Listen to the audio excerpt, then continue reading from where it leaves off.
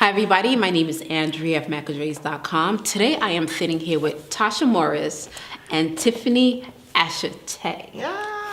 Ashitey. Yes. These two ladies are the amazing founders of the company, which is Benchmark Creative Group. First of all, I want to thank you both for coming out to meet with me on a Sunday. Yes. And early on a Sunday. Yeah. Well, we're happy to be here. Sundays Thank are you. precious, but we are very happy. This is why I'm thanking you. Because I know how it could be. Yeah, as entrepreneurs, you need a day to relax or at least an hour to relax. Yes, yes. So let us know a little bit more about yourselves and your company. Sure. Well, Tiffany and I have been in business for about 4 years in the industry of marketing and events for over 10 years. Yeah. But we actually met even further back at Temple University where we went to college. Oh, nice. Shout out to Philly. Hashtag TUMF. Yes. Google that, y'all. Google that. Right. We can't say it And yourself? on the Lord's Day. Right, exactly. So, that's why we always say it's super important to build good connections when you're in college because, Tasha and I, we have the similarity being from New York in common. So we kind of clicked up there. But after college, everyone goes their way. She went out to LA to work in entertainment. I stayed in New York to work in marketing and events. And then we just stayed in touch. And it just happened to be that we were at a point of our lives where we'd been working for so many different brands, Food Network, Essence, Showtime, so many different companies, but we wanted to branch out. And so we just were at that point hey, you want to give it a shot? And if worst case scenario, we can always go back to working a 9 to 5. But here we are. Nothing against that. No. Here we are 4 years Consistent later. checks are amazing. Yeah. Consistency is amazing Yeah. in general. But here we are 4 years later and still running the company. We've launched some awesome projects, programs, and endeavors. We work with some great clients. So no regrets. Here we are 4 years later. So in an interview you guys did with Non-Corporate Girls. Yes, I did my research. Yeah. I was like, wait, She's what? all in the Google. Searching Listen, people. Google is my friend, okay? That's how you get to know people nowadays. I see. So you said one of the challenges you've had with working with men. And preferably men within the entertainment industry. So that is really interesting. So I would like to hear a little bit more about that. Again, Especially because you come from entertainment. You worked in actual TV. Yes. And you come from a background of strategy and marketing.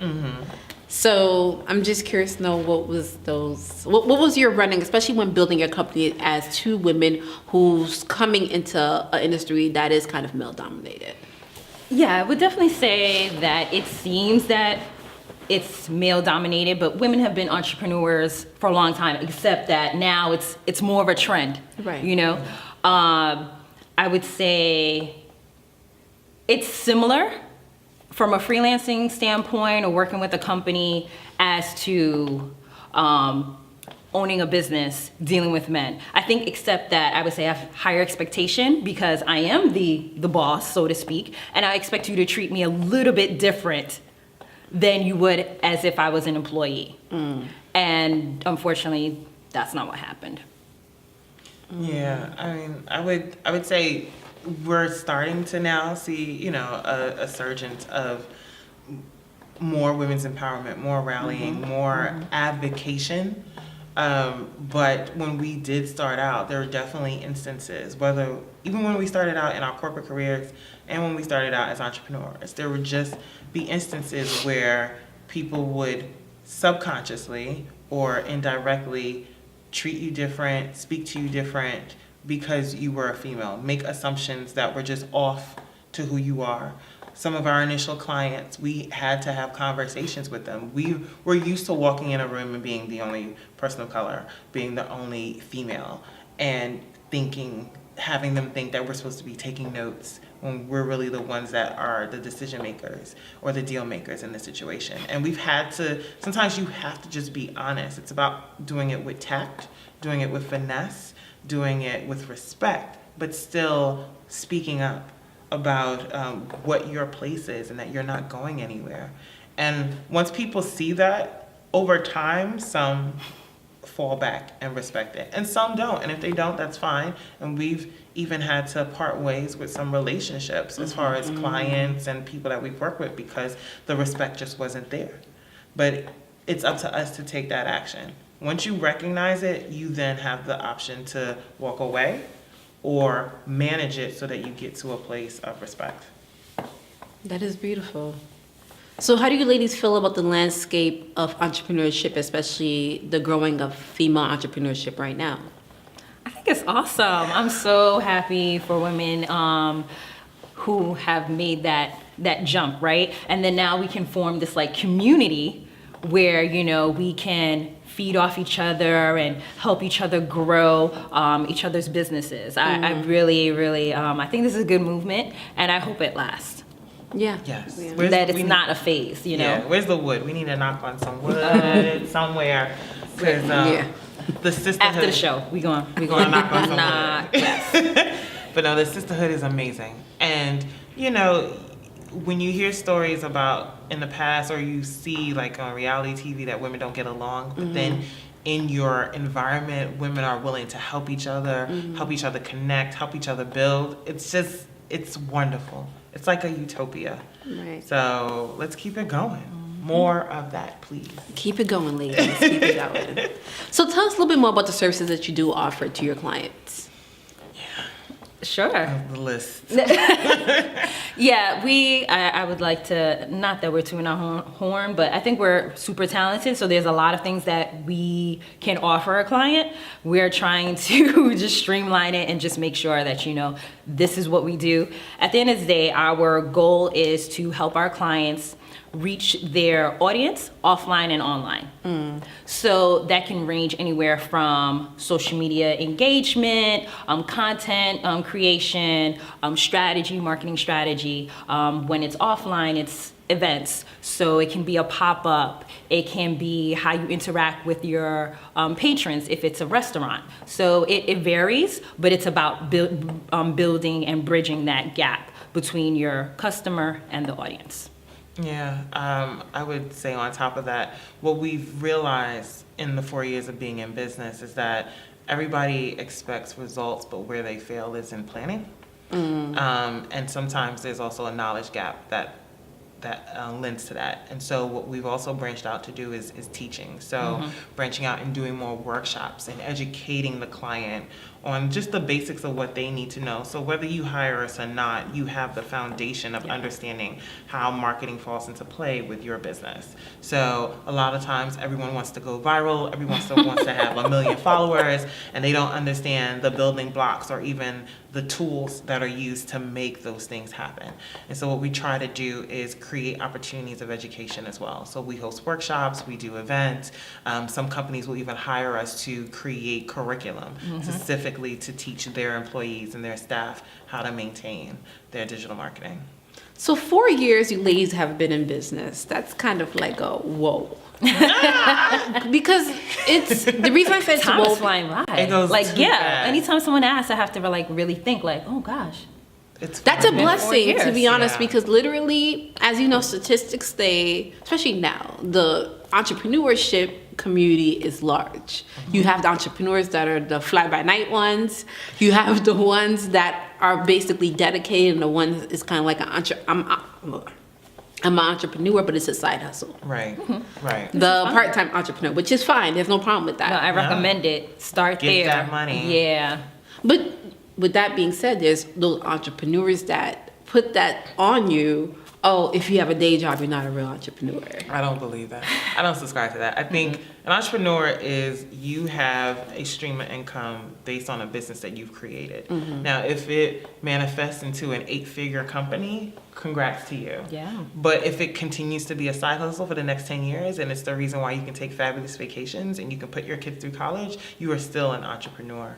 I think a lot of times everyone just kind of wants to just jump and fly, and that's not how entrepreneurship works. There's a lot of bumps in the road. A lot. Right, exactly. It's rocky. It's just like boom, boom, boom, boom, boom, boom, boom, boom, boom. It's like you have to figure it out at every rock that you hit. Absolutely. It's not smooth sailing. Absolutely. And if you can maintain a stable income and make sure the lights are on and there's food in your fridge and you have a roof over your head while figuring out those bumps in the road, then by all means do that. That doesn't take away from you being an entrepreneur. Right. So as two female entrepreneurs, how is it maintain your relationships as far as like, I don't know if you're dating, you're married with children, friendships, family, how is it like, because you both are two full-time entrepreneurs, and meaning that if you don't make this work, it's not going to work. Correct. And I know from personal experience, sometimes people around don't understand that dynamic. It's more so like, it's your business, you could do whatever you want, and it's kind of like, we'll have the deadline to commit to, and it's kind of like, but just push it, it's your business. Right. So how is it maintaining those relationships with people around you, rather it's family, rather it's relationship, rather it's friends, rather it's whomever? No, that's an excellent point to bring up, and I don't think enough people talk about it or realize it when they become an entrepreneur.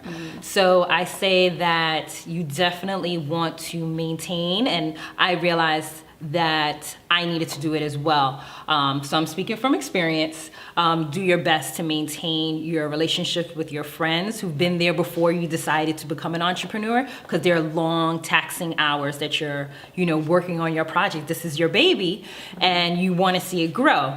But you also need to maintain and grow the relationships on the outside who are not a part of your business. So no, they don't understand, why can't you make it to happy hour on Thursday? It's Thursday, or Saturday or even Friday, let's go party. No, actually I need to wake up early and work on this project. So just explaining that, or carving out a time. I have one friend from elementary school, where we make a date. Like this is it on the calendar. There's no reason for me to miss it. She's not going to miss it. This is our time together.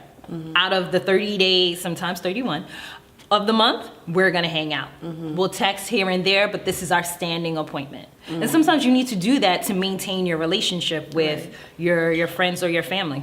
So you ladies also do the She Boss series. Yes. So let us know a little bit more about that, because your conversations are very cultivating, and you have people who are actually making real moves that you speak to in your conversations. Yeah. So let us know a little bit more about the She Boss series, and how do you make these connections to get these women on your panels? Well, let's take a step back and talk about where She Boss formed. Yes. So She Boss literally formed out of a conversation. It was Tasha, myself, and a couple of friends, and we had all had a week.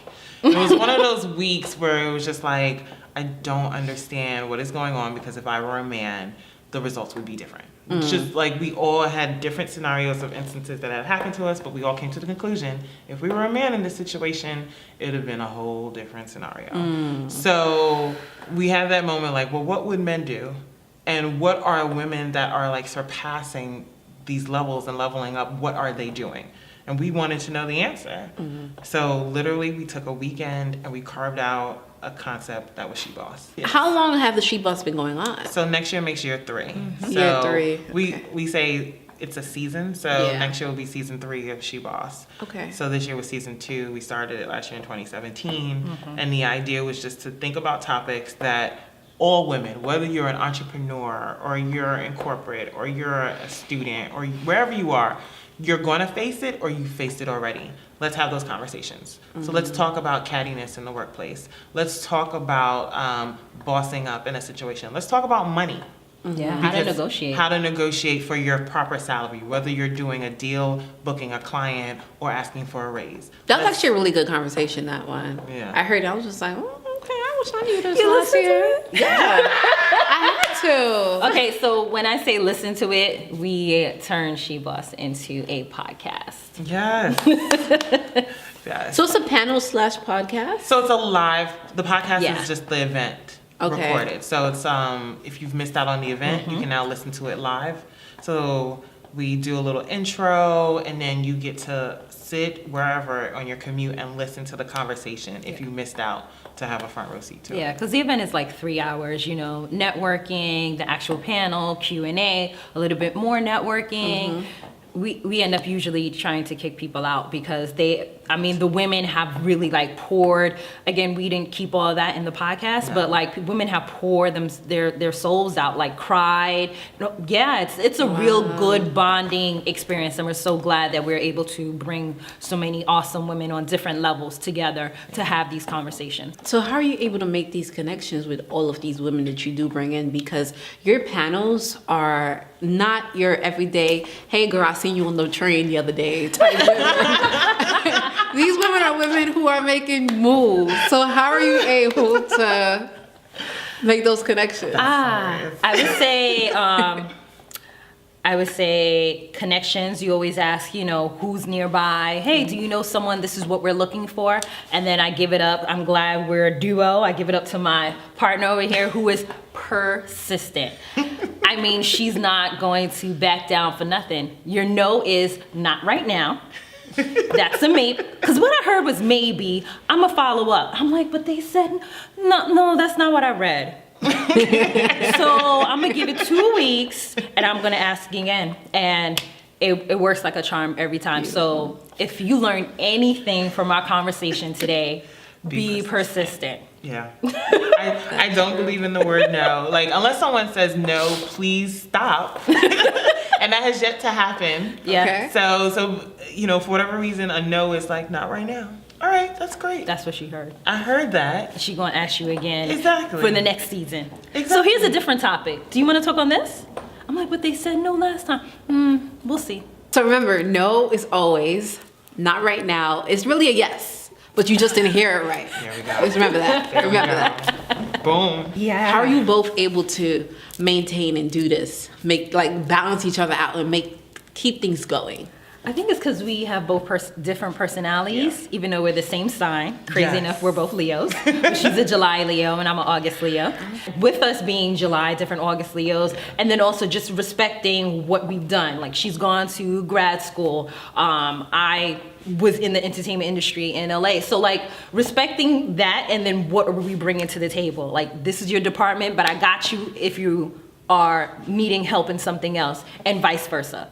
So yes, we have roles like creative director, and she's like very focused. I want it to look like this. I need it to look like that. And I'm like, you know what? That's all you, because you're not about to drive me crazy. But if you need backup, I got you.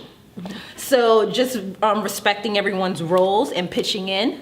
I think that's where we work well together.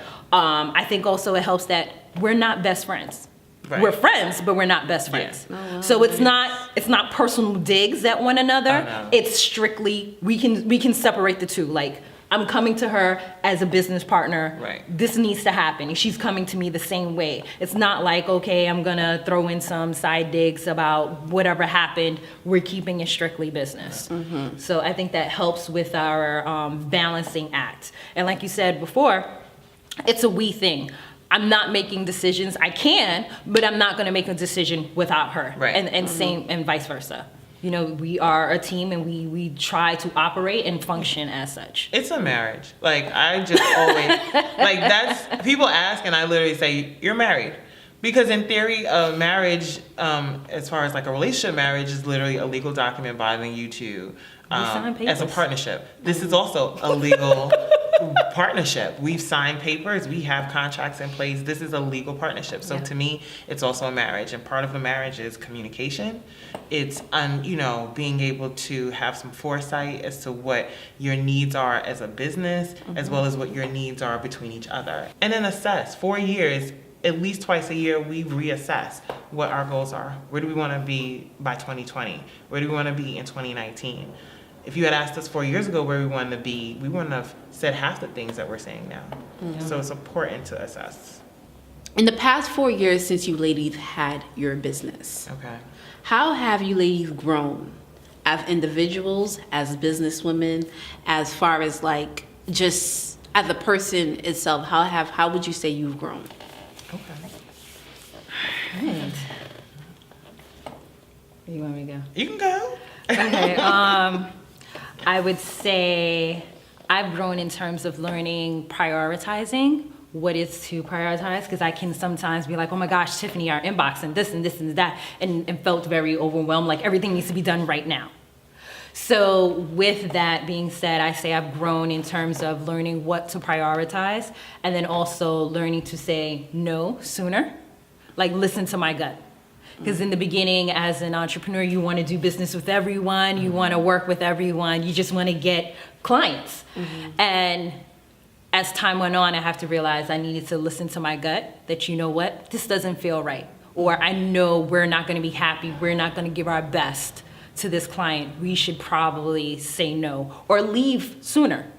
I know let's not renew this contract. We need to walk away.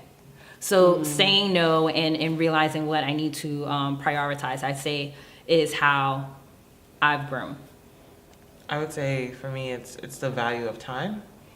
Understanding they are not making any more hours in the day, and that to that point, everything can't be the way you want it, right? So I love to meet and connect with people, but there's just not enough time to go to every event, have drinks with everybody, have coffee with everybody. I think it's really important to build relationships, but also understand that everyone's time is precious. So how can you connect and build rapport with people, but not necessarily, eat up 4 hours in your day? Right. Because especially when we do events, a lot of times people will say, oh, well, can we meet? Can we meet? Can we meet? You do that, next thing you know, every Saturday, every Sunday, every Thursday is filled up, and then you have no time for yourself. And to that point, understanding that time is so important that you have to carve out time for yourself. Right. And she'll tell you, I literally put it on the calendar now. There are times that I block out for me, whether it's to listen to a podcast, whether it's to just meditate. I have to legit put it on the calendar, because otherwise I'm going to fill that time with something else. So realizing... Or me. I will fill the time with something. I'm like, oh, it's empty. We can do this. And then I look on my calendar and I'm like, why I didn't sign up for this. Right. What is it doing? I'm literally, because I look, every Sunday I look at the calendar for the week, and I look at what's coming ahead, and she'll get texts from me, and I'm like, why is this on the calendar? There was nothing here yesterday. I was like, yeah, exactly. It was nothing there. It was empty. It was free space. Let's maximize the day. Like, holidays are coming, we're not going to be doing much of this or that. Let's get it out. Let's build that foundation before the new year starts. Like I said, they balance each other. Right. They balance each other. And I'm like, but what about the strategic plan that we're supposed to do? We could be doing the strategic plan. That's not on the calendar. And then it'll be silent. I didn't see that on the calendar. So it is key, and I would say let that be a rule for anybody. Taking time out for yourself is crucial. And writing them down or putting them on a calendar is important. Yeah. Well, sometimes if you have to put sleep on the calendar, do it. But let us talk about Brooklyn Marketing Week, because you ladies just grazed upon it, like Brooklyn Marketing Week. That's how we started. So what did you start with Brooklyn Marketing Week? What is that? One of our signature events that happens in the fall. Yeah. We started 3 years ago, actually, Brooklyn Marketing Weekend.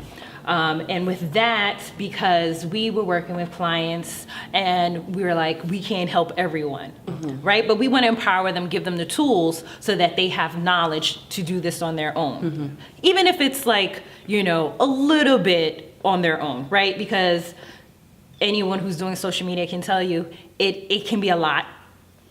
It can be a lot. And things are changing all the time, whether it's the algorithm, the new social media platform that's coming out, right? So to stay on top of these trends, we figured, hey, let's bring all the experts that we know.